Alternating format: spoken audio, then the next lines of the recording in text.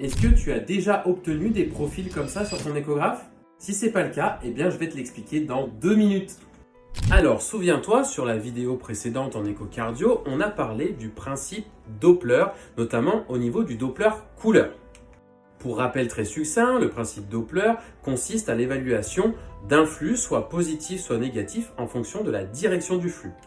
Si j'ai un flux qui monte vers ma sonde, ce sera un flux qui sera déterminé comme étant positif, soit rouge au Doppler couleur. Si j'ai un flux qui est descendant, le flux apparaîtra bleu sur le Doppler couleur.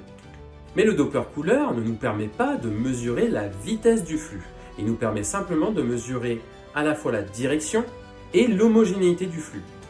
Si le flux devient turbulent, c'est que sa vitesse s'accélère et donc il provoque un aliasing.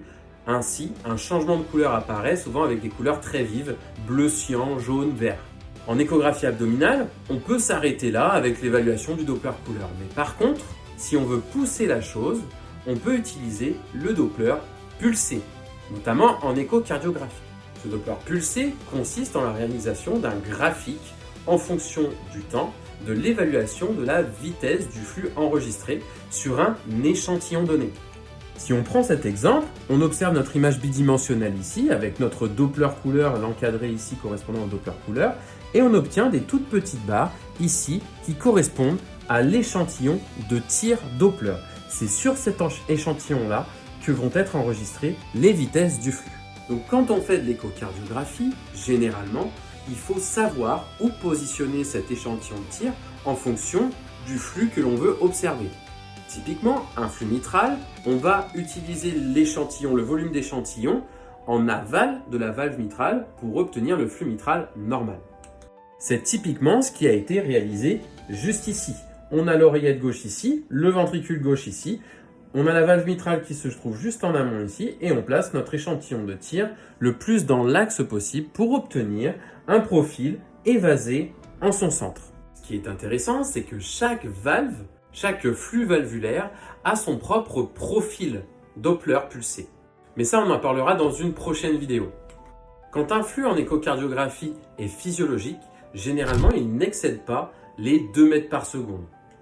Et ça tombe bien parce que le Doppler pulsé n'est en capacité d'enregistrer seulement les mesures de flux inférieures à 2 mètres par seconde.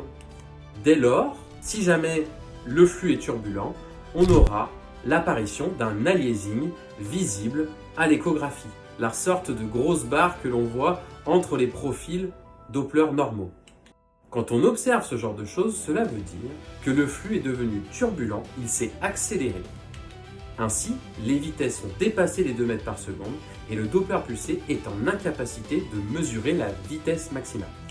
Si on revient sur notre exemple, on observe nos profils du Doppler mitral avec une onde E et une onde A qui sont scindées puisqu'il s'agit d'un chat et on observe l'apparition ici de flux présents sur la totalité de l'échelle qui enregistre jusqu'à 2 mètres par seconde. Ainsi ici, le flux présent à cet endroit-là, soit en systole, est un flux non mesurable au Doppler pulsé. Et c'est là qu'on va faire appel à notre ami le Doppler continu. Mais ça, je t'en parlerai dans une prochaine vidéo. Et sache qu'on peut également utiliser le Doppler pulsé en échographie abdominale, notamment dans l'évaluation du flux portal avec sa vitesse, l'évaluation de sa vitesse. On en parlera également dans une prochaine vidéo. J'espère que ce contenu t'a plu et si jamais tu es intéressé par l'échocardio, sache que des sessions de formation sont ouvertes 1 fois par mois pour 5 apprenants. Donc n'hésite pas à te renseigner, le lien est en description. Salut!